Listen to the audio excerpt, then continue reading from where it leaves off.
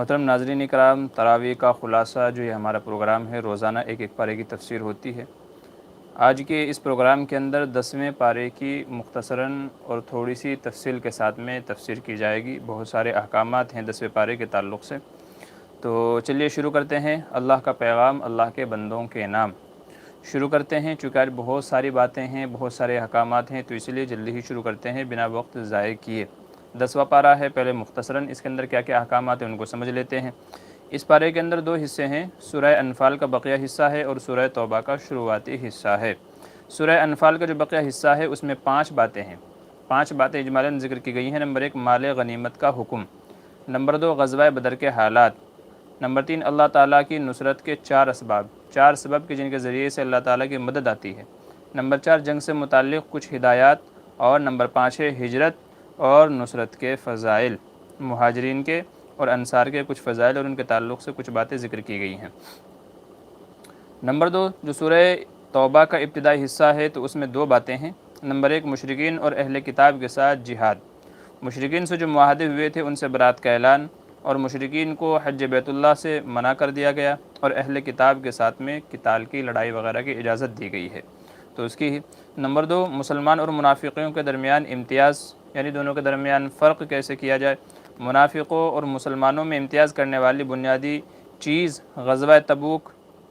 رومیوں کے ساتھ مقابلہ جو اس وقت سپر پاور تھی، اور اسی طریقے سے آگے چل کر کے منافقین کے بہانے تراشنے کے اور منافقین کی جو مذمت ہے ان کے بارے میں، اور ایسے ہی منافقین کی نماز جنازہ پڑھنے سے منع کر دیا گیا تھا، اس کے تعلق سے کئی سارے احکامات ہیں۔ تو یہ تھا اجمالی تذکرہ، اب چلتے ہیں تفصیل کی طرف۔ 10واں پارہ شروع ہوتا ہے وَاعْلَمُوا أَنَّمَا غَنِمْتُم مِّن شَيْءٍ فَأَنَّ لِلَّهِ خُمُسَهُ، یہاں سے اس کے اندر مال غنیمت کے احکام ذکر کیے گئے ہیں، جیسا کہ انفال کے شروع میں ہم نے بتایا تھا کہ نفل کے معنی ہے مال غنیمت کے۔ مال غنیمت وہ مال کہلاتا ہے کہ جو کفار سے لڑائی کے مقابلے میں مسلمانوں کے ہاتھ آئے۔ تو غزوہ بدر ہوا تھا، کفار کے 70 آدمی مارے گئے تھے، بہت سارا مال غنیمت مسلمانوں کے ہاتھ میں آیا تھا، تو بعض صحابہ میں کچھ نزاع ہو گیا تھا، کچھ جھگڑا ہو گیا تھا اس تعلق سے، بحث و مباحثہ کہ مال غنیمت کو کیسے تقسیم کیا جائے، تو اللہ تبارک و تعالیٰ نے تقسیم کا طریقہ بیان فرمایا۔ تو 10ویں پارے کے شروع میں وہی طریقہ بیان کیا گیا ہے کہ مال غنیمت کو کیسے تقسیم کرنا ہے۔ اللہ تعالیٰ فرماتے ہیں وَاعْلَمُوا، اور جان لو، أَنَّمَا غَنِمْتُم مِّن شَيْءٍ کہ جو تم کو مال غنیمت حاصل ہوتا ہے، فَأَنَّ لِلَّهِ خُمُسَهُ تو اس کا 5واں جو حصہ ہے وہ اللہ کے لیے ہے، وَلِلرَّسُولِ اللہ کے رسول کے لیے ہے، وَلِذِي الْقُرْبَىٰ اور حضور صلی اللہ علیہ وسلم کے رشتہ داروں کے لیے، یتیموں کے لیے، مسکینوں کے لیے اور مسافروں کے لیے ہے۔ یہاں پر مال غنیمت کی تقسیم کا طریقہ یہ بیان کیا گیا کہ مسلمانوں کو جو بھی مال غنیمت میسر آئے، جو بھی مال غنیمت حاصل ہو لڑائی کے بعد، چونکہ ظاہر سی بات ہے کہ جب لڑائی ہوتی ہے تو ایک لشکر جیتتا ہے، ایک لشکر ہارتا ہے، تو جو ہارنے والا لشکر ہوتا ہے تو وہ بھاگ جاتا ہے اپنے قیمتی سامان کو چھوڑ کر کے۔ تو بھاگے ہوئے لشکر کا جو ساز و سامان ہوتا ہے، وہ چاہے ہتھیار ہوں، وہ چاہے گھوڑے ہوں، اونٹ ہوں، ان کا کھانا پینا ہو، راشن پانی ہو، ان کی زریں ہوں، کچھ بھی ہو، تو اس کو مال غنیمت کہا جاتا ہے۔ تو یہ مال غنیمت میں کیا کرنا ہے، اللہ تعالیٰ فرما رہے ہیں کہ اس کے 5 حصے کیے جائیں گے۔ 4 حصے مجاہدین میں، جو مسلمان ہیں، جنہوں نے لڑائی کی ہے، جنہوں نے جہاد کیا ہے، تو 4 حصے ان میں تقسیم کیے جائیں گے، اور جو 5واں حصہ ہے یہ صرف اور صرف اللہ کے لیے آپ کو نکال کر کے الگ رکھنا ہے، اور اللہ یہ اپنے رسول صلی اللہ علیہ وسلم کے ذریعے سے تقسیم کرائے گا کہ یہ مال غنیمت حضور صلی اللہ علیہ وسلم کے لیے ہے، اگر وہ چاہیں تو پورا کا پورا خود رکھ لیں، اور وہ چاہیں تو یتیموں میں، مسکینوں میں، غریبوں میں، جس میں چاہیں تقسیم کر دے، یہ حضور کو اختیار ہے۔ تو جب تک حضور صلی اللہ علیہ وسلم زندہ تھے تو اس وقت تک یہ حکم تھا کہ 5واں حصہ اس کے لیے ہے، یعنی اللہ اور اس کے رسول کے لیے ہے، اور جب حضور کے وصال کے بعد اب یہ ہے کہ جو بھی مال غنیمت ہے پورا کا پورا وہ تمام کا تمام مسلمانوں میں تقسیم کیا جائے گا۔ ہاں 5واں حصہ اگر چاہیں تو بیت المال میں رکھا جا سکتا ہے، جو مسلمانوں کا اجتماعی جو چندے کا جو نظم ہے بیت المال جس کو کہا جاتا ہے، تو بیت المال میں رکھا جا سکتا ہے، لیکن اللہ اور اس کے رسول کے لیے، یعنی حضور صلی اللہ علیہ وسلم کے لیے جو حکم تھا کہ یہ حضور کے لیے ہے، تو یہ حضور کی زندگی میں تھا، حضور کے وصال کے بعد یہ حکم نہیں ہے، وہ پھر بیت المال کے اندر جائے گا۔ تو اسی کو یہاں پر تذکرہ کیا گیا ہے کہ جان لو کہ بے شک جو تم مال غنیمت حاصل کرتے ہو، فَأَنَّ لِلَّهِ خُمُسَهُ وَلِلرَّسُولِ اللہ اور اس کے رسول کے لیے ہے، اور حضور کے رشتہ داروں کے لیے، یتیموں کے لیے، مسکینوں کے لیے، مسافروں کے لیے، ان کنتم آمنتم باللہ اگر تم اللہ پر ایمان و یقین رکھتے ہو تو اس فیصلے پر راضی ہو جاؤ، اللہ اور اس کے رسول کا فیصلہ یہی ہے۔ پھر آگے چل کر کے اگلی آیت کے اندر غزوہ بدر کا واقعہ ذکر کیا گیا ہے، اور جو غزوہ بدر کے اندر مسلمانوں کو جو کامیابی حاصل ہوئی ہے اس کا تذکرہ ہے۔ غزوہ بدر کو یوم الفرقان کے نام سے تعبیر کیا گیا ہے یہاں پر۔ آگے اللہ تعالیٰ فرماتے ہیں وما انزلنا علی عبدنا، اور جو فرشتے یعنی جو مدد نازل کی اللہ تعالیٰ نے اپنے بندوں پر یوم الفرقان، فرقان کے دن، یوم التقى الجمعان، جب دو جماعتیں آپس میں ایک دوسرے کے مقابل ہو گئی تھی، واللہ علی کل شیء قدیر، اور بے شک اللہ تعالیٰ ہر چیز پر قادر ہے۔ دیکھیے غزوہ بدر پیش آیا تھا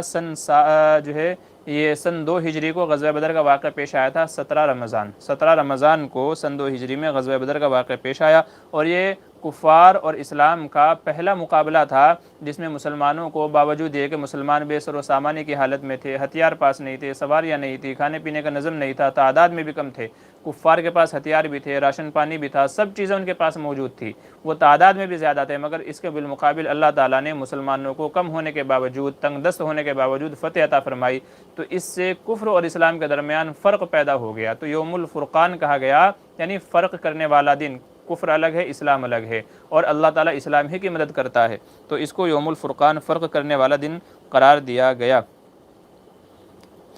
اور چونکہ غزوہ بدر کے ذریعے سے مسلمانوں پر فتوحات کے دروازے کھلے ہیں،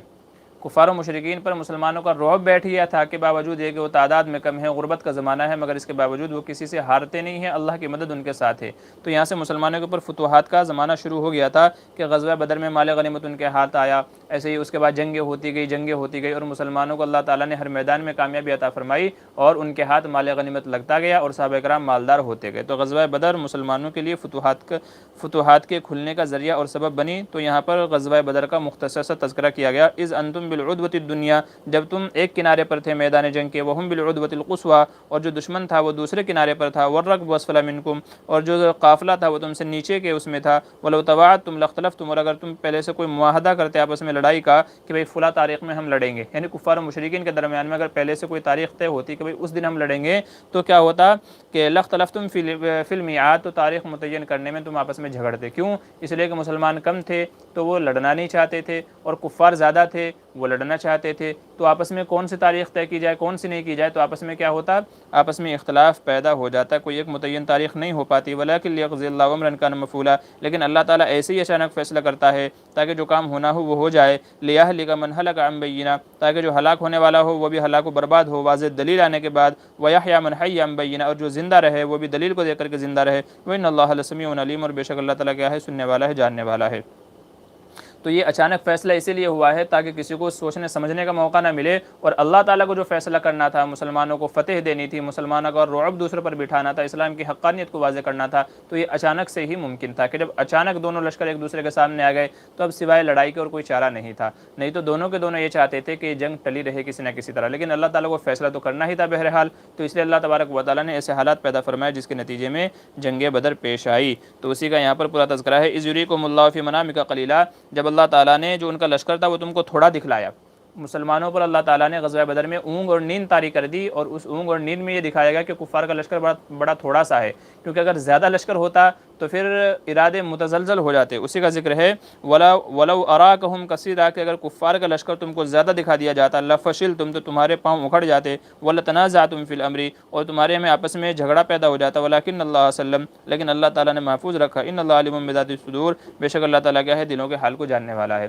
تو مسلمانوں نے یہ سمجھا کہ کفار کا لشکر تو بڑا تھوڑا سا ہے، اگر ان کو معلوم ہو جاتا کہ 3 گنا ہم سے مقابل ہے، 3 گنا، تو ظاہر سی بات ہے کہ اپنے سے 3 گنا کے مقابلے میں کون لڑنے کے لیے تیار ہوگا، تو اس لیے اللہ تعالیٰ نے خواب ان کے اوپر نیند اونگ طاری کر دی اور اس میں دکھایا کہ کفار تو بڑے تھوڑے سے ہیں، تم آرام سے ان کو شکست دے دو گے، تو اس لیے وہ لڑائی کے لیے تیار ہو گئے، اور پھر جب لڑائی ہوئی اللہ تعالیٰ نے فرشتوں کی مدد نازل کی اور اس کے نتیجے میں مسلمانوں کو فتح نصیب ہوئی، اسی کا ذکر ہے۔ پھر یہاں پر اللہ تبارک و تعالیٰ نے اپنی مدد حاصل کرنے کے 6 اصول اور ضابطے بیان فرمائے کہ اگر تم یہ چاہتے ہو کہ جنگ میں تمہیں کامیابی ہو، اللہ کی مدد اور نصرت تمہارے ساتھ شامل حال ہو، تو 6 باتوں کو تم کو خیال رکھنا ہے۔ فرمایا یا ایھا الذین آمنوا، اے ایمان والو، اذا لقیتم فئۃ، جب تمہارا مقابلہ ہو کسی جماعت سے، لڑائی ہو کسی جماعت سے، فثبتوا، تو ثابت قدم رہو، پہلی چیز کیا ہے، ثابت قدم رہو، بھاگنا نہیں ہے ڈر کر کے، واذکروا اللہ کثیرا، اللہ تعالیٰ کا زیادہ سے زیادہ ذکر کرتے رہو، تو اللہ تعالیٰ کا ذکر کرنا ہے نمبر 2، واطیعوا اللہ ورسولہ، نمبر 3 اللہ اور اس کے رسول کی اطاعت کرو، ولا تنازعوا فتفشلوا وتذهب ريحكم، اور نمبر 4 کیا ہے کہ آپس میں جھگڑا نہ کرو، آپس میں اختلاف نہ کرو کسی بھی بات کو لے کر کے، بلکہ متحد رہو، متفق رہو، کیونکہ اگر جھگڑا کرو گے فتفشلوا، تم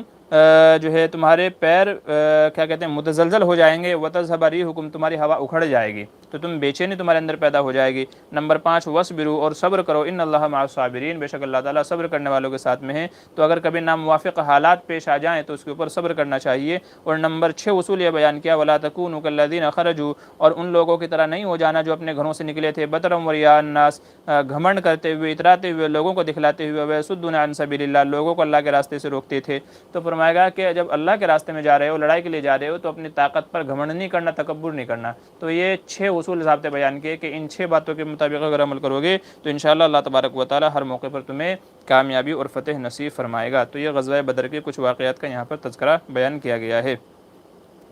پھر چوتھے رکوع کے اندر اللہ تبارک و تعالیٰ نے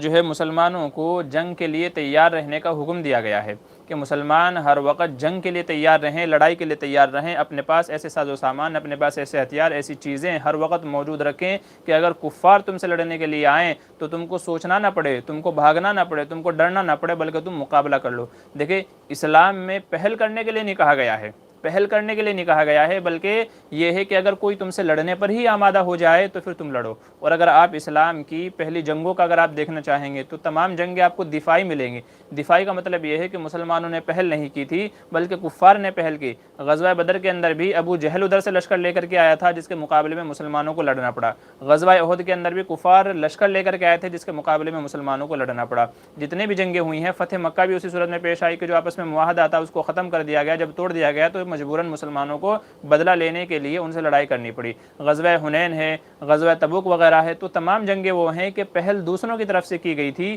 مسلمانوں نے اپنے آپ کو جو ہے بچانے کے لیے جنگ کی ہے۔ تو یہاں پر حکم یہ دیا جا رہا ہے کہ تم ہر وقت تیار رہو، ہر وقت تیار رہو، طاقت و قوت اپنے پاس جمع رکھو، اور جب کفار کی طرف سے ناموافق حالات پیش آئیں تو پھر پیچھے نہیں ہٹنا ہے، پھر ڈرنا نہیں ہے، اسی کا حکم دیا گیا۔ وَأَعِدُّوا لَهُم مَّا اسْتَطَعْتُم مِّن قُوَّةٍ، دیکھیں یہاں پر قوت کا لفظ استعمال کیا ہے، اور اپنے پاس تم تیار رکھو ہر وہ طاقت جو تمہارے بس میں ہے، جو بھی طاقت تمہارے بس میں ہے۔ اس سے علماء یہ فرماتے ہیں کہ حالات زمانہ کے گزرنے سے جو نئی چیزیں، نئی ٹیکنالوجی، نئے ہتھیار، جو بھی چیزیں آ رہی ہیں جو لڑائی میں مفید ہوتی ہیں، کارآمد ہوتی ہیں،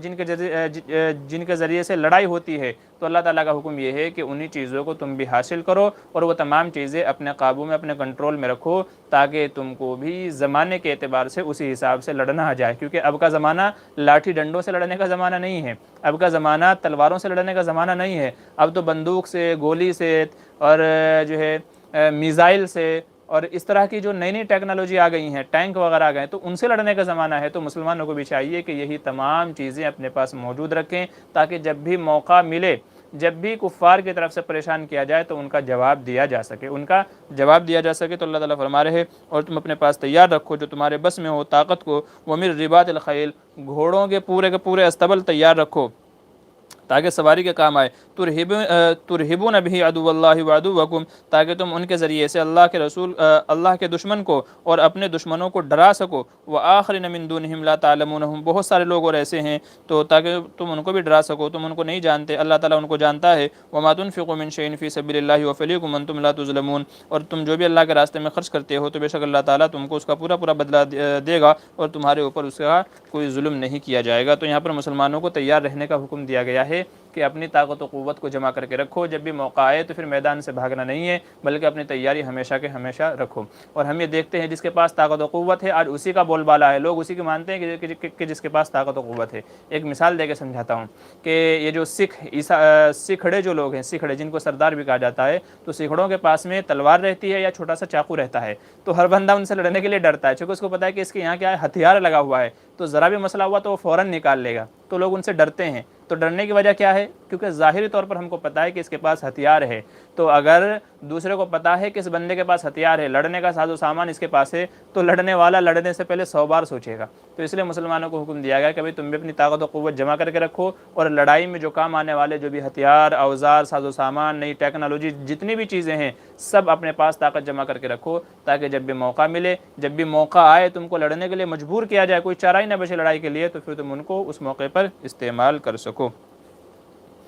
پھر اللہ تبارک و تعالیٰ نے 5ویں رکوع کے اندر چونکہ غزوہ بدر جیسا کہ تذکرہ کیا گیا شروع میں، غزوہ بدر کے کچھ واقعات ہیں، تو غزوہ بدر میں کفار کو شکست ہوئی تھی، ان کے 70 آدمی مارے گئے تھے، بڑے بڑے سردار مارے گئے تھے، اور 70 کافر قید ہو کر کے مسلمانوں کے پاس آئے تھے۔ تو جو قیدی تھے ان کے بارے میں آپس میں مسلمانوں میں اختلاف ہو گیا، ان کے ساتھ کیا کیا جائے، ان کے ساتھ کیا کیا جائے۔ تو بعض صحابہ کی رائے یہ تھی کہ ان کو فدیہ لے کر کے چھوڑ دیا جائے، اکثر صحابہ کی بلکہ یہی رائے ہوئی بعد میں کہ ان کو فدیہ لے کر کے یعنی کچھ مال پانی لے کر کے ان کو چھوڑ دیا جائے۔ بعض صحابہ کی رائے یہ تھی کہ ان کو قتل کر دیا جائے، ان کو قتل کر دیا جائے۔ اس میں حضرت عمر فاروق رضی اللہ عنہ بھی تھے، اور ان کی رائے یہ اس لیے تھی کہ انہوں نے 20 سال تک، تقریباً 15 سال تک، 13 سال مکہ کے اور 2 سال لیے، تقریباً 15 سال تک مسلمانوں پر ظلم و ستم ڈھائے ہیں، لہٰذا ان کو قتل کر دیا جائے تاکہ مسلمانوں کی دھاک ان کے اوپر بیٹھ جائے اور وہ آگے سے حملہ کرنے کی جرت نہ کر سکیں۔ نیز جب وہ ان لوگوں کا یہ انجام دیکھیں گے کہ جو مسلمانوں سے لڑے گا قتل کر دیا جائے گا، جو پریشان کرے گا قتل کر دیا جائے گا، تو جب وہ ان لوگوں کا یہ انجام دیکھیں گے اور ان کا یہ قتل ہونا دیکھیں گے تو وہ لوگ ڈر جائیں گے، اور یہ لوگ اگر ان کو چھوڑ دیں گے تو یہ واپس جا کر کے پھر مسلمانوں کے خلاف اٹھ کر کے دوبارہ آئیں گے، اور وہی ہوا کہ ان کو چھوڑ دیا گیا تھا۔ پھر یہ غزوہ احد میں 1 سال کے بعد واپس مسلمانوں سے لڑنے کے لیے آ گئے تھے۔ تو حضرت عمر فاروق رضی اللہ عنہ اور بعض صحابہ کی رائے یہ تھی کہ ان کو قتل کر دیا جائے، بعض کی رائے یہ تھی کہ ان کو فدیہ لے کر کے چھوڑ دیا جائے۔ تو چونکہ زیادہ صحابہ کی رائے یہ تھی کہ فدیہ لے کر کے چھوڑ دیا جائے، تو اس لیے حضور صلی اللہ علیہ وسلم نے انہیں کے حق میں فیصلہ فرمایا۔ اللہ تبارک و تعالیٰ کی طرف سے عتاب نازل ہوا اور یہ کہا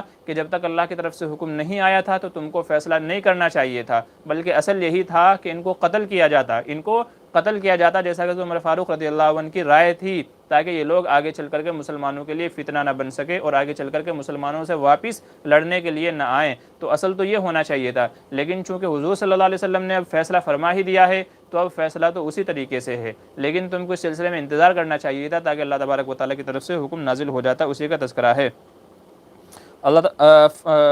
فرمایا گیا ما کان لنبی ان یکون له اسرا، کہ نبی کے شان کے لائق نہیں ہے کہ اس کے پاس قیدی رہیں، حتی یسکن فی الارض تریدون عرض الدنیا، تو کیا تم زمین کی تو عرض الدنیا تاکہ کیا تم دنیاوی ساز و سامان چاہتے ہو، کیا تم ان کو چھوڑنے کے بدلے میں دنیاوی جو ساز و سامان ہے، مال و متاع ہے، اس کے اوپر راضی ہو گئے؟ واللہ یرید الآخرہ، اللہ تعالیٰ تو آخرت کو چاہتا ہے، واللہ عزیز حکیم، اللہ تعالیٰ زبردست حکمت والا ہے۔ لولا کتاب من اللہ سبقا، اور اگر وہ بات نہ ہوئی ہوتی جو پہلے گزر چکی، لمسکم فیما اخذتم عذاب عظیم، تو تمہارے اس فعل کی وجہ سے، اس فیصلے کی وجہ سے تم کو عذاب آ پکڑتا۔ ٹھیک ہے، تو اصل تو یہی ہونا چاہیے تھا، تو اللہ تعالیٰ تو یہی چاہتا تھا کہ تاکہ ان کی جڑ ہی کٹ جائے اور دوسروں کو بھی سبق حاصل ہو، تو اصل تو ان کو قتل کرنا چاہیے تھا، لیکن چونکہ اکثر صحابہ کی رائے ہو گئی، پھر حضور صلی اللہ علیہ وسلم نے بھی فیصلہ فرما کر کے مہر لگا دیا، تو اس لیے فیصلہ وہی ہے، لیکن آگے کے لیے تنبیہ کی گئی کہ جب بھی کوئی ایسا معاملہ پیش آئے تو اللہ تبارک و تعالیٰ کی طرف سے انتظار کرو کہ اللہ تبارک و تعالیٰ کی طرف سے کوئی فیصلہ اور کوئی حکم آئے۔ پھر سورہ انفال کے اخیر میں جو ہے مہاجرین اور انصار کا ذکر ہے اور ان کے کچھ فضائل کا تذکرہ ہے۔ اللہ تعالیٰ فرماتے ہیں والذین آمنوا، اور وہ لوگ جو ایمان لائے، وہاجروا، اور انہوں نے ہجرت کی۔ چونکہ جب کفار نے مسلمانوں کو مکہ میں رہنا دو بھر کر دیا تھا، مشکل کر دیا تھا، تو حضور صلی اللہ علیہ وسلم نے ہجرت کی اجازت مرمت فرمائی تھی کہ بھئی کیا کریں، ہجرت کر جائیں یہاں سے ایسی جگہ پر جہاں ان کو آرام سے اللہ کی عبادت کرنے کا موقع مل جائے۔ تو حضور صلی اللہ علیہ وسلم نے خود بھی ہجرت فرمائی، اور آپ کے ہجرت فرمانے کے بعد مدینہ کے بعد میں جو کچھ لوگ مسلمان مکہ کے اندر رہ گئے تھے، ہجرت نہیں کر سکے تھے، تو ان کو بھی حکم دیا گیا کہ اب سب لوگ کے سب مدینہ آ جائیں، چونکہ وہاں مسلمانوں کو طاقت و قوت اور شان و شوکت حاصل ہو گئی تھی۔ تو اسی کا تذکرہ ہے کہ وہ لوگ جو ایمان لائے اور انہوں نے ہجرت کی، وجاہدوا فی سبیل اللہ، اللہ کے راستے میں جہاد کیا، والذین آووا ونصروا، اور وہ لوگ جنہوں نے ان کو ٹھکانہ دیا اور ان کی مدد کی، اولئک هم المؤمنون حقا، چونکہ مسلمان بے سر و سامانے کی حالت میں مدینہ گئے تھے، تو اہل مدینہ نے جو انصار مدینہ میں جو تھے، مدینہ کے لوگ جنہوں نے مسلمانوں کی مدد کی، انہیں انصار کہا جاتا ہے، اور جو مکہ کے لوگ ہجرت کر کے گئے تھے ان کو مہاجر کہا جاتا ہے۔ تو مہاجرین مکہ سے ہجرت کر کے جانے والے، اور انصار مدینہ کے رہنے والے جنہوں نے مسلمانوں کی مدد کی تھی، تو ان کو انصار کہا جاتا ہے۔ تو اللہ تعالیٰ وہی فرما رہے کہ انہوں نے مسلمانوں کو ٹھکانہ دیا، یہاں تک کہ روایتوں میں آتا ہے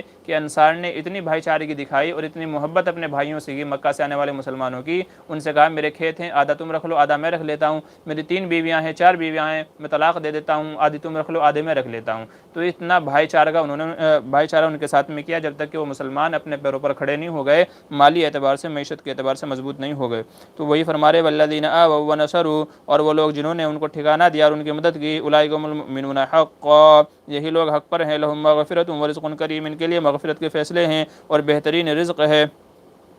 اسی کا تذکرہ کیا گیا ہے۔ پھر اس کے اندر سورہ انفال سورہ توبہ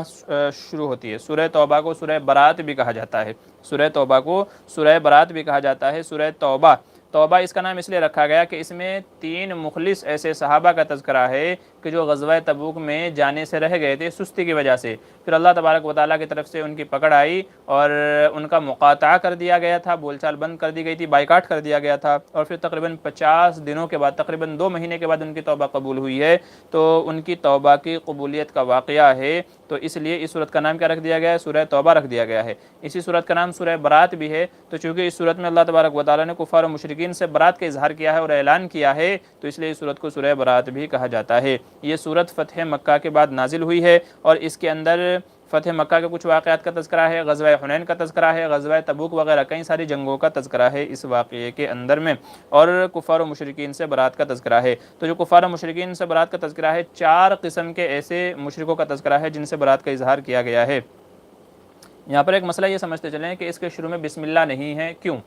اس کے شروع میں سورہ توبہ کے شروع میں بسم اللہ نہیں ہے، کیوں؟ علماء نے اس کی کئی ساری وجوہات بیان کی ہے، لیکن معتبر 2 وجوہات ہیں، 2 وجہیں زیادہ معتبر ہیں۔ پہلی وجہ تو یہ ہے کہ سورہ برات جو ہے وہ سورہ انفال ہی کا حصہ ہے۔ سورہ انفال جو پہلی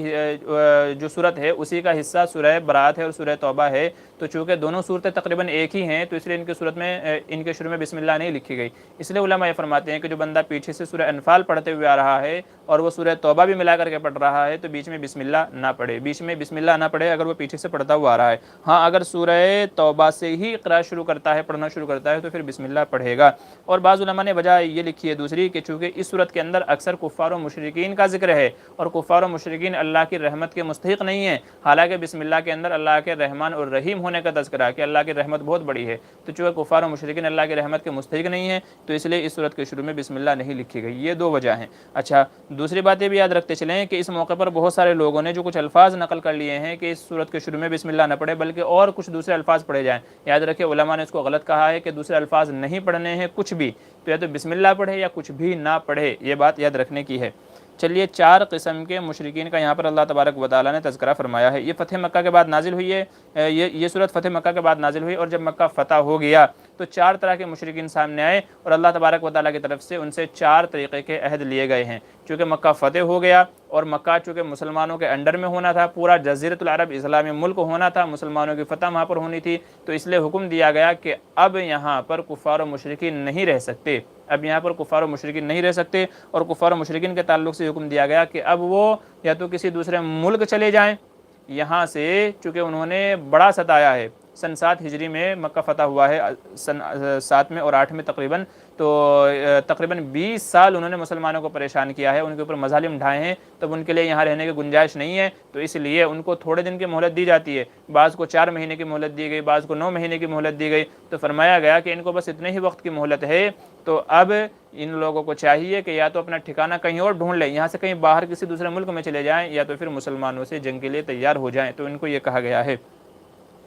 تو 4 طرح کے مشرکین تھے، ان کا یہاں پر تذکرہ ہے۔ نمبر 1 تو یہ براءۃ من اللہ ورسولہ، اللہ اور اس کا رسول بری ہے، الی الذین عاہدتم من المشرکین، ان مشرکین سے کہ جن سے تم نے وعدہ کیا ہے، تو ان سے کہا جا رہا ہے فسیحوا فی الارض 4 اشہر واعلموا انکم غیر معجز اللہ، زمین میں چلو پھرو 4 مہینے تک، تو 4 مہینے کی مہلت دی گئی، اس کے بعد کیا ہے؟ اپنا ٹھکانہ کہیں اور ڈھونڈ لو اور جان لو کہ تم اللہ کو عاجز کرنے والے نہیں ہو، اس کا تذکرہ ہے یہاں پر۔ تو علماء فرماتے ہیں کہ بعض تو وہ تھے کہ جن سے مسلمانوں کا کوئی معاہدہ نہیں تھا، کوئی عہد نہیں تھا، ان سے لڑائی ہوگی نہیں ہوگی، کب ہوگی کب نہیں ہوگی، کب تک، تو ان سے کوئی معاہدہ نہیں تھا، تو فرمایا گا ان کو فوراً نکال دو، یہاں سے فوراً ان کو نکال دیا جائے۔ اور بعض وہ تھے کہ جن سے معاہدہ تھا، جن سے جنگ کا معاہدہ تھا کہ ہم تم سے جنگ نہیں کریں گے، تو ان کو 4 مہینے کی مہلت دی گئی، 4 مہینے کی ان کو مہلت دی گئی کہ 4 مہینے تک تمہارا یہ ہے، اس کا جو اپنا ٹھکانہ 4 مہینے میں کوئی اور ڈھونڈ لو، ورنہ تو پھر لڑائی کے لیے تیار ہو جانا۔ اور بعض وہ تھے الا الذین عاہدتم من المشرکین ثم لم ينقصوکم، جن سے معاہدہ تھا، ان کی طرف سے کوئی بدعہدی نہیں پائی گئی تھی، انہوں نے کوئی مسلمانوں کو پریشان نہیں کیا تھا، تو ان سے وعدہ تھا، تو یہ کہا گیا کہ ان کا میعاد جتنی باقی ہے، ان سے جو میعاد باقی ہے، جب ان کا وعدہ مکمل ہو جائے گا، جیسے بنو کنانہ کے کچھ قبیلے تھے، بنو مضر وغیرہ، تو بنو کنانہ کے جو کچھ قبیلے تھے ان سے، تو ان سے کہا گیا کہ جب ان کا وعدہ پورا ہو جائے تو پھر ان کو بھی یہاں سے نکال دینا، اور فرماتے ہیں کہ 9 مہینے ان سے وعدہ کیا گیا تھا، تو جب ان کی 9 مہینے مدت پوری ہو جائے تو پھر ان کو بھی یہاں سے نکال دینا۔ الذین عاہدتم، مگر وہ لوگ کہ جن سے تمہارا وعدہ ہے، ثم لم ينقصوکم شیئا، ان کی طرف سے کوئی کمی کوتاہی نہیں پائی گئی، ولم یظاہروا علیکم احدا، اور انہوں نے تمہارا مقابلہ بھی نہیں کیا، فاتموا الیہم عہدہم الی مدتہم، تو جو وعدہ ان سے کیا گیا تھا تو اس کو پورا کرو، ان اللہ یحب المتقین۔ تو یہ 3 طرح کے لوگ ہو گئے، جن سے وعدہ نہیں تھا، جن سے وعدہ تھا مگر انہوں نے مسلمانوں کے مقابلہ کیا، مسلمانوں کے خلاف آئے، اور نمبر 3 کہ جن سے وعدہ تھا مگر انہوں نے مسلمانوں کا مقابلہ نہیں کیا، 3 ہو گئے۔ اور نمبر 4 وہ ہیں کہ جن کا عہد تھا مگر انہوں نے عہد کو توڑ دیا تھا، جیسا کہ صلح حدیبیہ کے موقع پر ایک وہ مشرکین سے معاہدہ ہوا تھا مگر انہوں نے اس کو توڑ دیا تھا، تو اس کا تذکرہ آگے۔ فَإِذَا انْسَلَخَ الْأَشْهُرُ الْحُرُمُ، کہ جب اشہر حرم مکمل ہو جائیں، گزر جائیں، فَاقْتُلُوا الْمُشْرِكِينَ حَيْثُ وَجَدتُّمُوهُمْ، تو مشرکین کو جہاں پاؤ ان کو قتل کر دو، وَخُذُوهُمْ، ان کو پکڑو، وَاحْصُرُوهُمْ، ان کو گھیرو، وَقُعُودُوا لَهُمْ كُلَّ مَرْصَدٍ، ان کی طاق میں بیٹھو، گھات لگا کر کے بیٹھو، فَإِن تَابُوا، اگر وہ توبہ کر لیں، وَأَقَامُوا الصَّلَاةَ، نمازوں کو قائم کر لیں، وَآتُوا الزَّكَاةَ، زکوٰۃ کو ادا کرے، فَخَلُّوا سَبِيلَهُمْ، تو ان کا راستہ چھوڑ دو، ان اللہ غفور الرحیم، بے شک اللہ معاف کرنے والا ہے، رحم کرنے والا ہے۔ یہ ان مشرکین کے بارے میں ہے کہ جنہوں نے صلح حدیبیہ میں مسلمانوں سے معاہدہ کیا تھا کہ 10 سال تک جنگ نہیں کریں گے، 10 سال تک جنگ نہیں کریں گے۔ صلح حدیبیہ ہوئی تھی تقریباً سن 6 ہجری کے اندر، لیکن انہوں نے کیا کیا، پھر اس وعدے کی، عہد کی مخالفت کی اور کچھ لوگوں کو قتل کیا، یہاں تک کہ حرم میں وہ پہنچے تو حرم کے اندر بھی مشرکین نے قتل کیا۔ جب حضور صلی اللہ علیہ وسلم تک یہ خبر پہنچی اور وہ قبیلے والے حضور کے پاس آئے مدد کے لیے، تو حضور صلی اللہ علیہ وسلم نے پھر ہتھیار اٹھائے ہیں مشرکین کے خلاف، چونکہ انہوں نے عہد کو توڑ دیا تھا، جو عہد کیا تھا جنگ نہ کرنے کا، تو ان کے بارے میں ہے۔ اور تو پھر چنانچہ سن 7 ہجری میں حضور صلی اللہ علیہ وسلم آئے ہیں 8 ہجری میں، اور مکے کو فتح کیا ہے، اپنے تقریباً 10,000 کا لشکر لے کر کے آئے ہیں اور مکہ فتح ہوا ہے۔ اسی موقع پر یہ آیتیں نازل ہوئی ہیں، اسی موقع پر یہ آیتیں نازل ہوئی ہیں، اور بلکہ سن 9 ہجری کے اندر جب پہلا حج ادا کیا گیا حضرت ابوبکر صدیق رضی اللہ عنہ کے امارت میں، تو حضور صلی اللہ علیہ وسلم نے حضرت علی رضی اللہ عنہ کو بھیجا تھا، حضرت علی رضی اللہ عنہ کو بھیجا تھا یہ تمام باتیں اعلان کر، جیسا کہ آگے بھی آ رہا ہے، تو حضرت علی رضی اللہ عنہ کو بھیجا تھا بہت سارے اعلانات کرنے کے لیے کہ یہ اعلانات آپ کر دیں۔ وجہ اس کی یہ تھی چونکہ جب کسی سے کوئی معاہدہ ہوتا ہے اور وہ اس کو توڑنا چاہتا ہے، تو عرب کے اندر یہ دستور تھا کہ یا تو وہ خود آ کر کے کہے کہ بھئی تمہارے ہمارے درمیان جو معاہدہ تھا اب وہ ختم، یا تو اس کا کوئی قریبی عزیزی رشتہ دار آئے اور وہ آ کر کے کہے کہ بھئی ہمارے ساتھ جو تمہارا معاہدہ تھا اب وہ ختم کیا جاتا ہے۔ تو یہ جو معاہدے مشرکین سے ہوئے تھے، تو چونکہ ان کو ختم کرنا تھا اور کفار کو صرف 4 مہینے کی مہلت تھی، تو اس لیے حضور صلی اللہ علیہ وسلم نے حج کے موقع پر یہ آیتیں دے کر کے اور یہ چیزیں دے کر کے حضرت علی کو بھیجا تھا کہ جا کر کے تم اعلان کر دو اب کسی سے کوئی معاہدہ نہیں ہے، اور جو بھی کفار و مشرکین ہیں وہ اپنا ٹھکانہ کہیں اور ڈھونڈ لیں، ورنہ 4 مہینے کی ان کو مہلت ہے، 4 مہینے کے بعد میں اگر وہ پھر دکھے تو پھر ان کی خیر نہیں ہے۔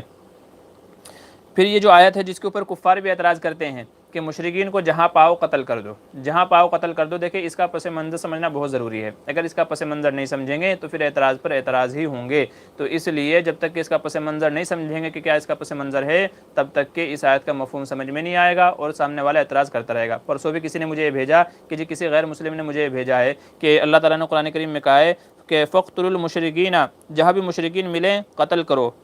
ان کو قتل کرو، حیث وجدتموہم، پکڑو ان کو، گھیرو ان کو، ان کے لیے گھات لگا کر کے بیٹھو۔ تو یہ ساری باتیں، تو اس میں کفار و مشرکین کو مارنے کا حکم دیا جا رہا ہے، تو اس کا پس منظر سمجھ لیجئے، انشاءاللہ پس منظر اگر آپ سمجھ جائیں گے تو آپ کے لیے مسئلہ بڑا آسان ہو جائے گا۔ دیکھیں اس کا پس منظر یہ ہے کہ سن 6 ہجری میں جیسا کہ میں نے عرض کیا صلح حدیبیہ ہوا تھا، اور یہ ہوا تھا کہ بھئی مشرکین اور مسلمان آپس میں ایک دوسرے سے جنگ نہیں کریں گے، اسی طریقے سے جو ایک دوسرے کے حلیف ہیں، کچھ مسلمانوں کے ساتھ تھے مشرک، کچھ قبیلے مسلمانوں کے ساتھ تھے اور کچھ مشرک قبیلے کفار کے ساتھ تھے، تو جو جس کا حلیف ہے، جس کے ساتھ ہے، وہ بھی آپس میں ایک دوسرے سے جنگ نہیں کریں گے اور کسی سے چھیڑخانی نہیں کریں گے۔ لیکن ہوا یہ کہ جو مشرکین تھے انہوں نے بدعہدی کی اور مسلمانوں کا جو حلیف قبیلہ تھا اس قبیلے پر حملہ کیا، ان کے لوگوں کو مار ڈالا، عورتوں بچوں کو بھی قتل کر دیا، یہاں تک کہ وہ لوگ حرم کے اندر آ کر کے پناہ گزین ہوئے۔ حرم میں کسی کو قتل کرنا جائز نہیں ہے، لیکن کفار اتنی شرارت پر اتر آئے تھے کہ انہوں نے حرم میں پناہ لینے کے باوجود ان لوگوں کو قتل کیا۔ تو جب مشرکین نے اتنی درندگی، اتنی صفاکی دکھائی اور یہ بدعہدی کی، تو اب ان لوگوں نے، جو مسلمانوں کا وہ حلیف قبیلہ تھا، انہوں نے آ کر کے حضور صلی اللہ علیہ وسلم سے مدد چاہی کہ حضور انہوں نے بدعہدی کی ہے، ہمارے لوگوں کو مارا ہے، یہاں تک کہ حرم میں پناہ لینے کے باوجود ہم لوگوں کو مارا ہے۔ تو حضور صلی اللہ علیہ وسلم نے ان سے بدلہ لینے کے لیے فتح مکہ کیا، فتح مکہ میں کوئی خاص جنگ وغیرہ پیش نہیں آئی، تو اس لیے بغیر کسی زیادہ بڑی جنگ کے چھوٹا سا ایک مقابلہ ہوا تھا حضرت خالد بن ولید کا بعض جو ہے مشرکین سے، چھوٹا موٹا سا تھا، کوئی زیادہ جو ہے لڑائی خون خراب نہیں ہوا، تو بغیر کسی لڑائی کے مکہ فتح ہو گیا۔ تو چونکہ یہ صورت نازل ہوئی اور اس صورت میں کفار کو یہ کہا گیا تھا کہ بھئی آپ اپنا ٹھکانہ کہیں اور ڈھونڈ لو، لیکن چونکہ حج کا موقع چل رہا تھا اور حج کے موقع پر یہ اعلان کیا گیا تھا، تو اس لیے ان کو مزید مہلت دی گئی۔ حج کا مہینہ بھی حرمت والا ہے، اس کے بعد جو محرم کا مہینہ ہے وہ بھی جو ہے حرمت والا مہینہ ہے، ذی قعدہ، ذی الحج، محرم، یہ تینوں مہینے حرمت والے ہیں۔ تو چونکہ ذی الحج کے اندر حج ہوتا ہے اور اس وقت یہ آیت نازل ہوئی، تو اس لیے کہا گیا بھائی حج کا مہینہ ہے، حرمت والا مہینہ ہے، اس کے بعد محرم والا مہینہ ہے، وہ بھی حرمت والا مہینہ ہے۔ تو جب یہ دو حرمت والے مہینے گزر جائیں، یہ دو حرمت والے مہینے گزر جائیں اور ان کی میعاد ختم ہو جائے کہ جو ان کو ٹائم دیا گیا تھا اس ٹائم میں وہ نہیں گئے،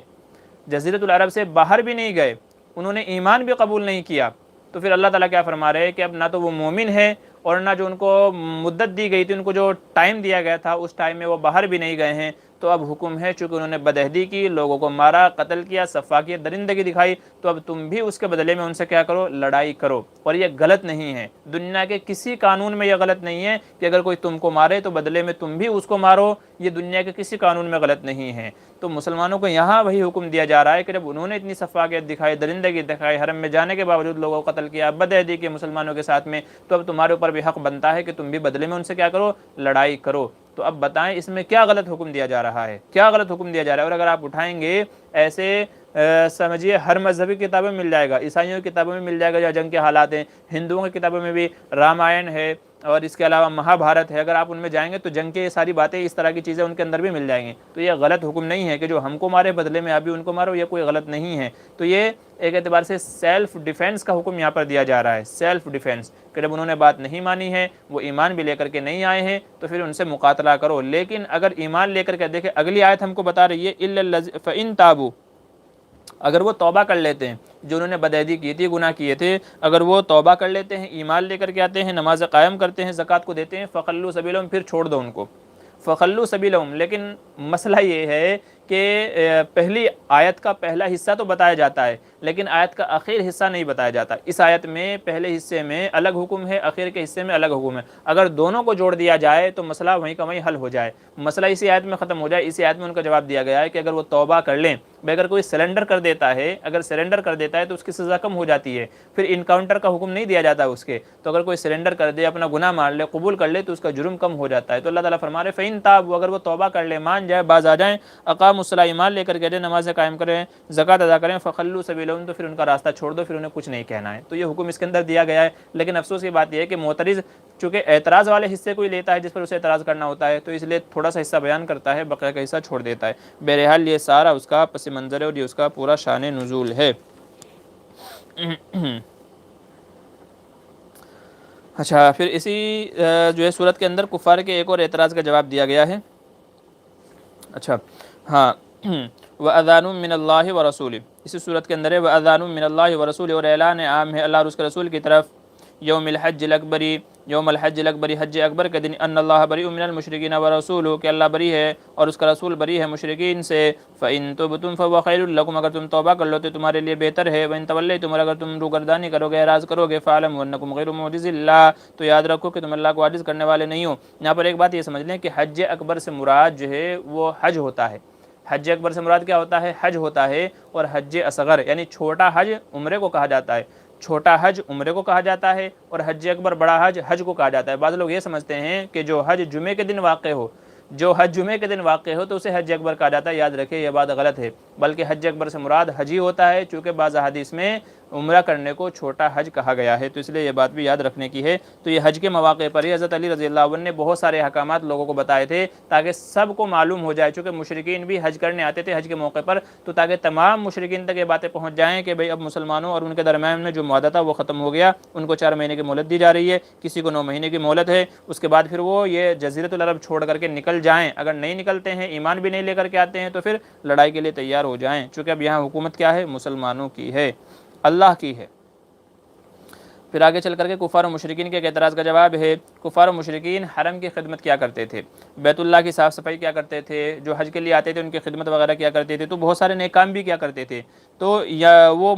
مسلمانوں کو چڑھاتے تھے اور یہ کہتے تھے دیکھو یہ جو فضیلت والے کام ہے یہ تو ہم کرتے ہیں، یہ فضیلت والے کام جو ہے یہ ہم کرتے ہیں۔ تو اسی کا جواب دیا گیا کہ دیکھیں صرف اچھے عمل کر لینا کافی نہیں ہے نجات کے لیے، بلکہ ایمان بھی شرط ہے، ایمان بھی شرط ہے عمل کے قبول کے لیے۔ تو اگر کوئی ایمان والا نہیں ہے تو وہ بھلے ہی کتنے اچھے عمل کیوں نہ کر لے، اللہ کے یہاں قابل قبول نہیں ہے۔ اسی کا ذکر ہے ما کان للمشرکین ان یعمروا مساجد اللہ شاہدین علی انفسہم بالکفر، کہ مشرکین کے لیے یہ بات زیبا نہیں ہے کہ وہ اللہ کے گھروں کی تعمیر کریں، مسجدیں بھی وہ تعمیر کیا کرتے تھے، مسجدیں بھی بنایا کرتے تھے، اللہ کا گھر بھی بنایا کرتے تھے، اور جو زائرین آتے تھے حج کرنے والے آتے تھے ان کی خدمت بھی کیا کرتے تھے، تو بالکفر، کفر کے ساتھ میں وہ تمام اعمال کریں، اولئک حبطت اعمالہم، فرمایا گیا ان کے تمام اعمال ضائع ہو گئے، وفی النار ہم خالدون، ہمیشہ ہمیشہ کی جہنم میں ہیں۔ تو کتنے ہی اچھے عمل کر لے اگر کفر ان کے ساتھ ہے، ایمان نہیں ہے، تو پھر ان کے یہ عمل قبول نہیں ہے۔ انما یعمر مساجد اللہ، یہ کہ مسجدوں کی تعمیر کرنا کن کی شان ہے، من آمن باللہ، جو اللہ پر ایمان لائے، آخرت کے دن پر ایمان لائے، واقام الصلاۃ، نمازوں کو قائم کریں، وآت الزکاۃ،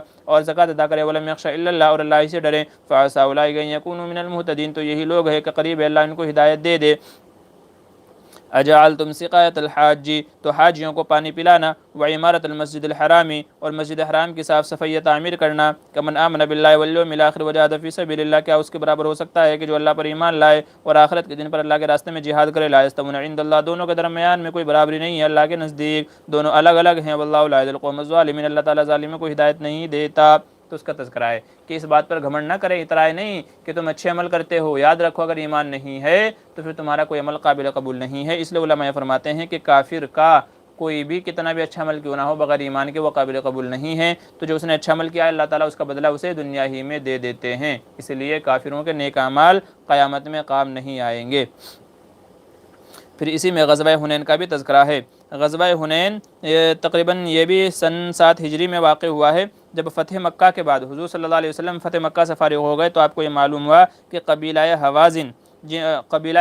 ایک بہت بڑا قبیلہ تھا، یہ اپنے سردار عوف بن مالک کے ساتھ مل کر کے مسلمانوں پر حملہ کرنا چاہتے ہیں، اور تقریباً 30,000 کا لشکر بتایا جاتا ہے کہ 30,000 کا لشکر انہوں نے تیار کیا ہے مسلمانوں سے مقابلے کے لیے۔ تو حضور صلی اللہ علیہ وسلم نے اپنے جاسوس بھجوا کر کے پتہ کروایا کہ جا کر کے پتہ کرے کہ واقعی میں یہ واقعہ صحیح ہے کہ نہیں، کیونکہ اگر واقعہ صحیح ہے تو ہم حملہ کریں گے۔ تو آپ کو جاسوسے کے ذریعے سے معلوم ہوا کہ ہاں واقعہ یہ صحیح ہے، اور قبیلہ حوازن جو ہے تو یہ حنین کے مواقع پر اپنے لشکر کو، حنین ایک جگہ کا نام ہے جو طائف کے اور مکہ کے درمیان میں تھا، تو وہاں پر اپنے لشکر کو جمع کر رکھا ہے، 30,000 کا لشکر ہے، اپنے بیوی بچوں کو بھی ساتھ لے کر کے آ گئے، اپنے چوپائے جانوروں کو بھی ساتھ لے کر کے آ گئے تاکہ وہ بھاگ نہ سکیں، کہ ہماری بیوی بچے بھی یہاں ہیں تو پیٹ پھرا کر کے بھاگ نہ سکے اور مسلمانوں سے آخری جنگ ہو جائے، فیصلہ کن جنگ ہو جائے۔ تو اس لیے یہ قبیلہ حوازن اپنے سردار عوف بن مالک کے ساتھ مل کر کے مسلمانوں پر حملہ کرنا چاہتے تھے۔ حضور صلی اللہ علیہ وسلم نے ان کو روکنے کے لیے تقریباً 14,000 کا لشکر لے کر کے حضور گئے ہیں ان سے مقابلہ کرنے کے لیے۔ تو چونکہ 14,000 کا لشکر، اس سے پہلے مسلمانوں کی اتنی بڑی تعداد نہیں تھی، تو اس لیے بعض مسلمانوں کے منہ سے یہ نکل گیا کہ آج ہمیں کون ہرا سکتا ہے، آج تو ہماری تعداد اتنی ہے تو آج ہمیں کون ہرا سکتا ہے، ہم 313 تھے جب نہیں ہارے، ہم احد کے اندر اور دوسرے مواقع کے اندر کئی سارے مواقع میں ہماری تعداد کم رہی ہے، مگر ہم جب نہیں ہارے تو آج تو ہماری تعداد اتنی ہے تو ہم کیسے ہار سکتے ہیں۔ تو اللہ تعالیٰ کو یہ بات پسند نہیں آئی، اور شروع میں اللہ تعالیٰ نے قدم ڈگمگا دیے، ایک چھوٹا سا جھٹکا ان کو دیا گیا تھا جس سے ان کے قدم لڑکھڑا گئے تھے، مگر پھر حضور صلی اللہ علیہ وسلم اور بعض صحابہ ثابت قدم رہے، پھر مسلمانوں کو پکارا گیا اور ان سے کہا گیا بھائی لڑو، کہاں پیٹ پھرا کر کے جا رہے ہو، بھاگ رہے ہو، اور پھر فیصلہ کن جنگ ہوئی ہے جس میں حنین کے اندر، غزوہ حنین میں حضور صلی اللہ علیہ وسلم اور مسلمانوں کو فتح نصیب ہوئی، اور اس کے نتیجے میں اتنا مال غنیمت حاصل ہوا کہ اب تک کے کسی جنگ میں اتنا بڑا مال غنیمت مسلمانوں کو نہیں ملا تھا، اتنا بڑا مال غنیمت نہیں ملا تھا۔ تو یہ غزوہ حنین کا واقعہ پیش آیا ہے تو اسی کا تذکرہ ہے، اور یہاں پر مسلمانوں کو یہ تعلیم دی گئی ہے کہ کبھی بھی اپنی تعداد، اپنی قوت کے اوپر نظر نہ کریں کہ ہماری طاقت کیسی ہے، کم ہے یا زیادہ ہے، بلکہ اللہ کی مدد کے اوپر نظر رکھیں۔ ہمیشہ تعداد کم ہو، زیادہ ہو، ہتھیار پاس ہو، نہ ہو، کتنے بھی زیادہ ہوں کتنے بھی کم ہوں، تو اللہ تعالیٰ کی مدد کے اوپر نظر رکھنی چاہیے کہ بے شک ہم کو فتح کون دے گا، اللہ کی ذات دے گی۔ تو اسی کا یہاں پر سبق دیا گیا ہے، لَقَدْ نَصَرَكُمُ اللَّهُ فِي مَوَاطِنَ كَثِيرَةٍ، بے شک اللہ تعالیٰ نے تمہاری مدد کی بہت ساری جگہوں میں، وَيَوْمَ حُنَيْنٍ، اور حنین کے دن، اِذْ أَعْجَبَتْكُمْ كَثْرَتُكُمْ، جب تم کو گھمنڈ ہو گیا تھا، تکبر ہو گیا تھا تمہارے دلوں میں تمہاری تعداد کی وجہ سے، فَلَمْ تُغْنِ منکم شیئا، لیکن اس نے تم کو کوئی کام نہیں دیا، وضاقت علیکم الارض بما رحبت، اور زمین اپنی کشادگی کے باوجود تم پر تنگ ہو گئی، ثم ولیتم مدبرین، پھر تم پیٹ پھرا کر کے بھاگنے لگے۔ روایتوں میں آتا ہے کہ جب بعض ایک گھاٹی کے درمیان سے، دو پہاڑوں کے درمیان سے جب مسلمان گزر رہے تھے اپنے لشکر کے ساتھ میں، تو جو یہ جو تھے قبیلہ حوازن والے، تو انہوں نے تیروں سے حملہ کر دیا، جس سے مسلمانوں میں کھلبلی مچ گئی، تو اسی کا ذکر ہے یہاں پر۔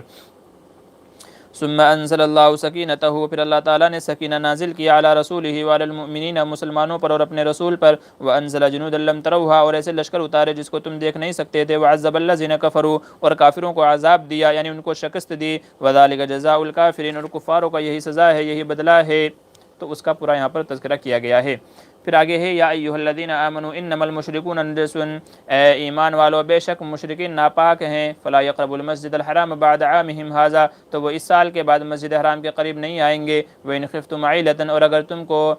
تنگ دستی کا خوف ہے، فسوف یغنیکم اللہ من فضلہ ان شاء، تو بے شک اللہ تعالیٰ تم کو بے نیاز کر دے گا اپنے فضل سے، ان اللہ علیم حکیم، بے شک اللہ تعالیٰ جاننے والا ہے، حکمت والا ہے۔ تو سن 9 ہجری میں حضرت علی رضی اللہ عنہ کے ذریعے سے یہ اعلان بھی کرایا گیا تھا، جہاں بہت سارے دوسرے اعلانات کرائے گئے تھے، تو یہ بھی اعلان کرایا گیا تھا کہ اب آج کے بعد کوئی مشرک حج نہیں کرے گا، ننگا حج نہیں کرے گا، اور مشرکین حج نہیں کر پائیں گے، چونکہ بیت اللہ اللہ کا ہے، تو جو اللہ کو نہیں مانتا وہ اللہ کے گھر کا طواف بھی نہیں کرے گا۔ دیکھیں یہاں یاد رکھے، علماء یہ فرماتے ہیں کہ جو مشرکین کو کہا گیا کہ نجس ہیں، ناپاک ہیں، تو یہاں ناپاکی سے مراد جسم کی ناپاکی نہیں ہے کہ ان کے جسم پر ناپاکی لگی ہے، بلکہ مراد یہ ہے کہ ان کے عقائد کے اندر گڑبڑی ہے، خرابی ہے، عقائد میں گڑبڑی ہے، ناپاکی ہے، تو چونکہ وہ اللہ کو نہیں مانتے تو اللہ کے گھر کا طواف بھی نہیں کر سکیں گے اور حج بھی نہیں کر سکیں گے، تو ان کو منع کر دیا گیا۔ امام ابو حنیفہ رحمۃ اللہ علیہ فرماتے ہیں کہ یہ اس وقت کا حکم تھا، اور صرف حرام کے اندر ان کو یعنی حج کرنے سے ان کو منع کیا گیا تھا، باقی کسی مسجد کے اندر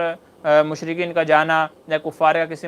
اس کے اندر جانا یا اس کے بعد حرم کے اندر جانا، تو اس کی اجازت ہے، یہ خاص اسی وقت کا حکم تھا۔ جبکہ امام مالک اور امام احمد بن حنبل وغیرہ رحمہ اللہ یہ فرماتے ہیں کہ ہمیشہ کے لیے حرم میں کفار کا جانا بند ہے، کفار حرم کے اندر نہیں جا سکتے۔ یہی وجہ ہے کہ عموماً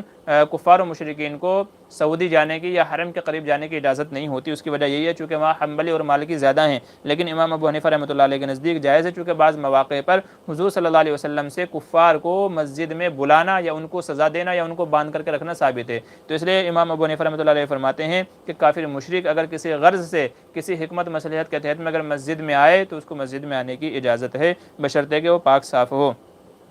تو اسی کا تذکرہ ہے یہاں پر۔ قاتل الذین لا یؤمنون باللہ ولا بالیوم الآخر، یہ آیت غزوہ تبوک کے تعلق سے ہے۔ اس سے پہلے حضور صلی اللہ علیہ وسلم کی جو جنگیں ہوئی ہیں وہ کفار و مشرکین سے ہوئی ہیں جو مکہ کے رہنے والے تھے، لیکن جب حضور صلی اللہ علیہ وسلم فتح مکہ سے فارغ ہو گئے، غزوہ حنین سے فارغ ہو گئے، تو حضور کو اطلاع ملی کہ اب جو روم کا بادشاہ ہے ہرقل، وہ مسلمانوں پر مدد کرنا چاہتا ہے، اور عرب اور شام کی جو سرحد ہے وہاں پر اس نے 1 لاکھ سے زیادہ کی فوج جمع کر رکھی ہے مسلمانوں پر حملہ کرنے کے لیے۔ تو جب حضور صلی اللہ علیہ وسلم کو اس کا پتہ چلا تو حضور نے تقریباً 30,000 صحابہ کا لشکر تیار کیا، باوجود یہ کہ مسلمان ابھی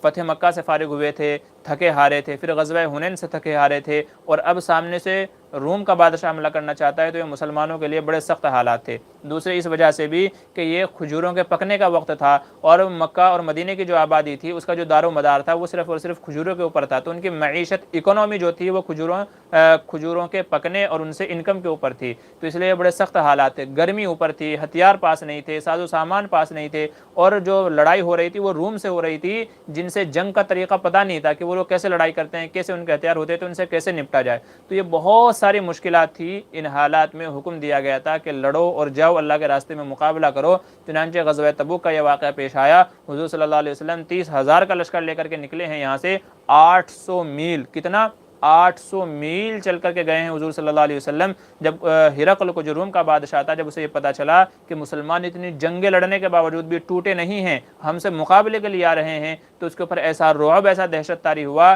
کہ وہ بھاگ گیا اور لڑائی کی نوبت ہی نہیں آئی۔ اسی جنگ میں ان 3 صحابہ کا واقعہ ہے کہ جو جنگ سے پیچھے رہ گئے تھے۔ اس موقع پر حضور صلی اللہ علیہ وسلم نے یہ فرمایا تھا کہ جو لڑنے کی طاقت رکھتا ہو اس کو چاہیے کہ اس جنگ میں شرکت کرے، تو ہر وہ بندہ کہ جو لڑنے کی طاقت رکھتا ہو، جس کے پاس مال ہے، سامان ہے، تو وہ لڑائی کے اندر شریک ہو۔ تو تمام مدینہ اور تمام مکہ خالی ہو گیا تھا اس لڑائی کے اندر میں، مسلمان لڑنے کے لیے گئے تھے۔ 3 مخلص صحابہ اور کچھ منافقین پیچھے رہ گئے تھے۔ منافقین کا تذکرہ 11ویں پارے کے اخیر میں 11ویں پارے کے شروع میں ہے، انشاءاللہ کل بتایا جائے گا۔ تو 3 مخلص صحابہ، ان کا واقعہ بھی 11ویں پارے کے اندر ہے۔ تو 3 مخلص صحابہ رہ گئے تھے، 3 مخلص صحابہ، پھر ان کے اوپر اللہ کا غضب، جو غصہ، جو ناراضگی ہے وہ، اور جو توبہ کا واقعات ہے وہ. تو بہرحال یہ غزوہ تبوک کا بہت سارا واقعہ ہے، اور اخیر تک مختلف جگہوں پر مختلف اس جنگ کے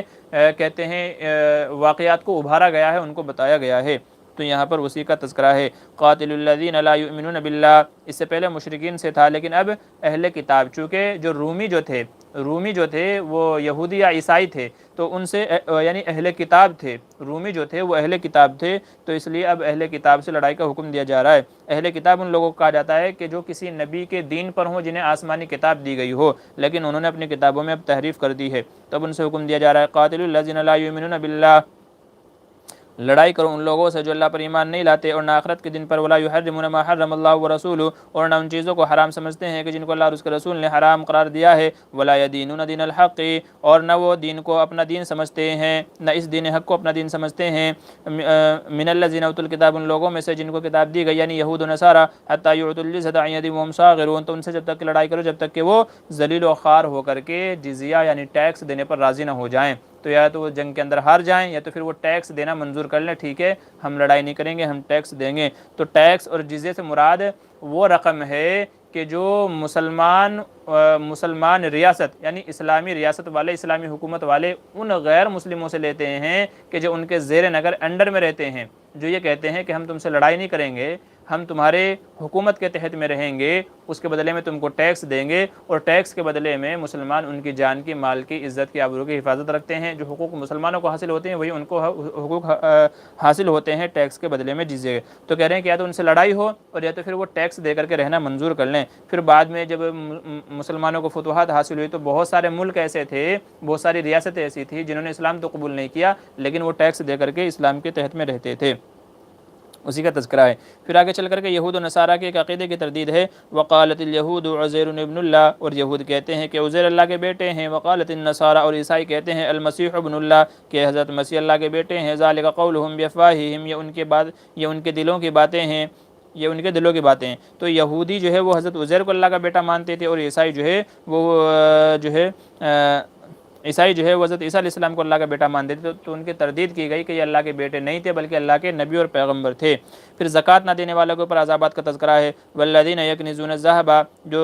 سونے چاندی کو جمع کر کے رکھتے ہیں. ولا ينفقون فی سبیل اللہ، اور وہ اللہ کے راستے میں خرچ نہیں کرتے ہیں، ان کی زکوٰۃ نہیں نکالتے ہیں. فبشرهم بعذاب علیم، ان کو دردناک عذاب کی خوشخبری سنا دیجیے. یوم یحمى علیہا فی نار جہنم، جس دن ان کے جمع کیے ہوئے مال کو جہنم میں تپایا جائے گا. فتکوی بها جباہہم، اور اس سے داغ لگایا جائے گا، مہر لگائی جائے گی ان کی پیشانیوں پر. وجنوبہم، اور ان کی پہلوؤں پر. وظہورہم، ان کی پیٹھ کے اوپر. ھذا ما کنزتم لانفسکم، اور ان سے کہا جائے گا یہی وہ مال ہے جس کو تم جمع کر کے رکھتے تھے. فذوقوا ما کنتم تکنزون، تو اس کا مزہ چکھو جو تم جمع کر کے رکھتے تھے. تو زکوٰۃ نہ دینے والوں کے بارے میں وعید ہے کہ ان کو ایسے ایسے سزا دی جائے گی.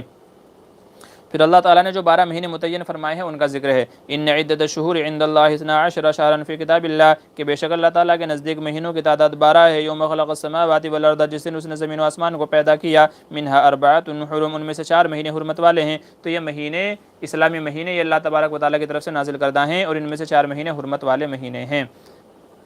رجب ہے، ذی القعدہ، ذی الحجہ اور محرم ہے. تو یہ 4 مہینے حرمت والے مہینے کہلاتے ہیں.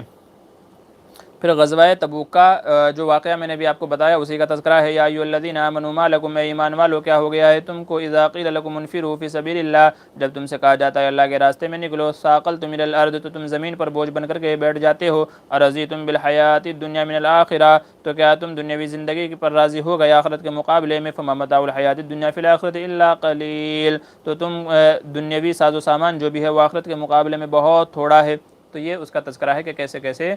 غزوہ تبوک کے اندر نکلے تھے. تو 800 میل چل کر کے جانا تھا، 30,000 کا صحابہ کرام کا لشکر تھا، اور اتنی ساری آزمائشیں تھی، مگر اس کے باوجود مسلمان گئے اور اللہ نے فتح عطا فرمائی کہ رومیوں کے لشکر پر ہیبت طاری ہو گئی اور وہ ڈر کے مارے بھاگ گیا.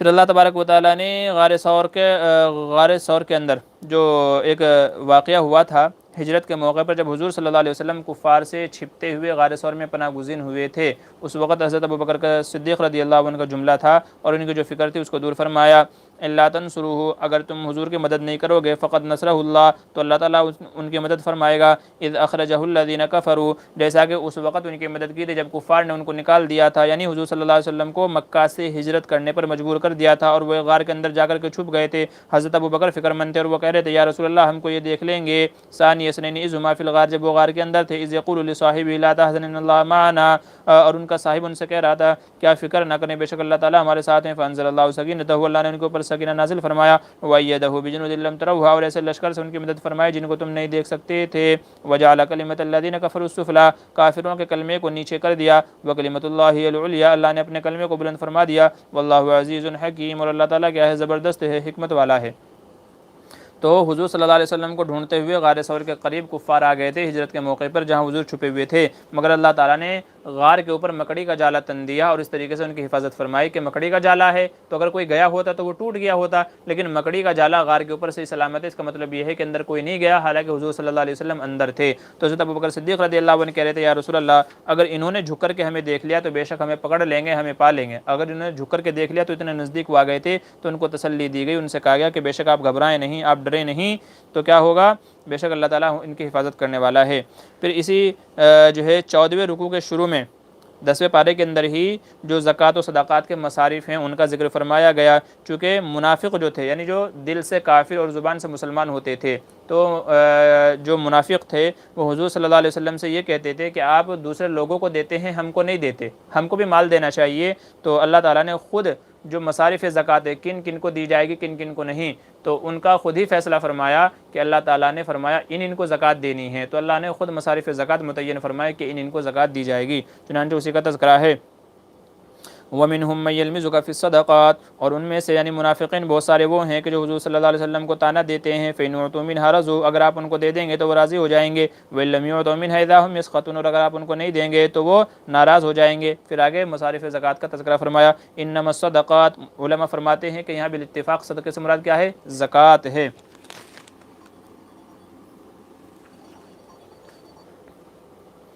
تو یہاں پر صدقے سے مراد کیا ہے، زکوٰۃ ہے۔ انما الصدقات للفقراء، بے شک صدقہ فقراء کے لیے ہے، والمساکین، اور مسکینوں کے لیے ہے۔ علماء نے فقیر اور مسکین کے درمیان ایک چھوٹا سا فرق بیان کیا ہے۔ بعض فرماتے ہیں کہ فقیر اس شخص کو کہتے ہیں کہ جس کے پاس کچھ بھی نہ ہو، فقیر کسے کہتے ہیں جس کے پاس کچھ بھی نہ ہو، اور مسکین اس کو کہتے ہیں جس کے پاس ہو تو مگر ضرورت پوری کرنے جتنا نہ ہو، یعنی تھوڑا ہو جس سے ضرورت بھی پوری نہ ہو سکتی ہو۔ اور بعض علماء نے اس کا الٹا بیان کیا ہے کہ مسکین جس کے پاس کچھ بھی نہ ہو اور فقیر جس کے پاس ہو لیکن تھوڑا سا ہو جس سے ضرورت پوری نہ ہو سکتی ہو۔ تو یہ کیا ہے، زکوٰۃ کس کے لیے ہے، فقیروں کے لیے ہے، مسکینوں کے لیے ہے، والعاملین علیہا، اور جو زکوٰۃ کو اکٹھا کرتے ہیں، چندہ کرنے والے ہیں ان کے لیے ہے، والمؤلفۃ قلوبہم، اور وہ ان لوگوں کے لیے ہے کہ جو نئے نئے مسلمان ہوئے ہیں تو ان کی دلجوئی کے لیے، جو نئے نئے مسلمان ہوئے ہیں تو ان کو زکوٰۃ دی جائے تاکہ وہ اپنے پیروں پر کھڑے ہو جائے، ان کی دلجوئی ہو جائے، ان کو کچھ مال مل جائے۔ وفی الرقاب، یہ حکم پہلے علماء فرماتے ہیں والمؤلفۃ قلوبہم، یہ حضور کے زمانے میں تھا، بعد میں جب اسلام کو طاقت و قوت حاصل ہو گئی تو یہ حکم منسوخ ہو گیا۔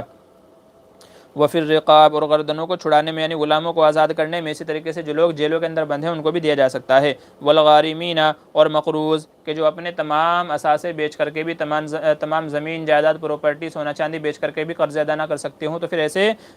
قرض مند لوگوں کو بھی زکوٰۃ دی جا سکتی ہے۔ والغارمین، جن کے اوپر قرضے ہوں، وفی سبیل اللہ، اللہ کے راستے میں، تو اللہ کے راستے میں یعنی جو اللہ کے راستے میں لڑنے کے لیے جا رہا ہو، اس کے پاس سواری نہ ہو، ساز و سامان نہ ہو، ہتھیار نہ ہو، تو اس کو بھی زکوٰۃ کی رقم دی جا سکتی ہے۔ وابن السبیل، اور مسافر یعنی مسافر ہے تو مالدار لیکن اس کا مال اس کے گاؤں میں ہے، اس کے گھر پہ ہے، یہاں سفر میں راستے میں اس کے پاس پیسہ ختم ہو گیا ہے تو وہ بھی زکوٰۃ کا مستحق ہے، اس کو بھی دی جا سکتی ہے۔ وفی سبیل اللہ کے اندر علماء نے طلبہ کو بھی شامل کیا ہے کہ طلبہ بھی زکوٰۃ کے مستحق ہیں اور طلبہ بھی زکوٰۃ لے سکتے ہیں۔ تو یہ یہاں تقریباً 8 مصارف زکوٰۃ کا اللہ تبارک و تعالیٰ نے تذکرہ فرمایا ہے کہ یہ 8 لوگ ایسے ہیں کہ ان کو زکوٰۃ کی رقم دی جا سکتی ہے۔ پھر اللہ تعالیٰ نے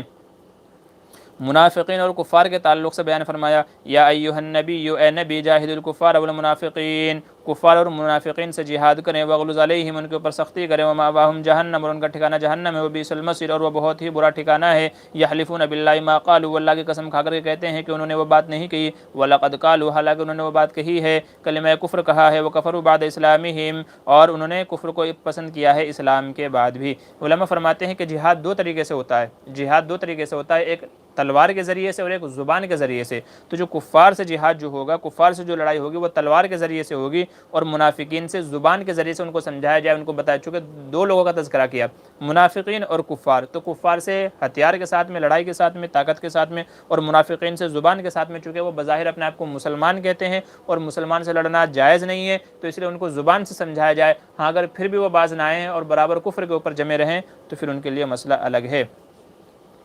پھر اس کے آخر میں استغفر لہم او لا تستغفر لہم، منافقین کی مغفرت نہیں ہوگی، اسی کا تذکرہ ہے کہ اے نبی آپ ان کے لیے استغفار کریں، او لا تستغفر لہم، یا ان کے لیے استغفار نہ کریں، ان تستغفر لہم 70 مرۃ فلن یغفر اللہ لہم، اگر آپ 70 مرتبہ بھی ان کے لیے مغفرت کریں گے تو بھی اللہ تعالیٰ ان کو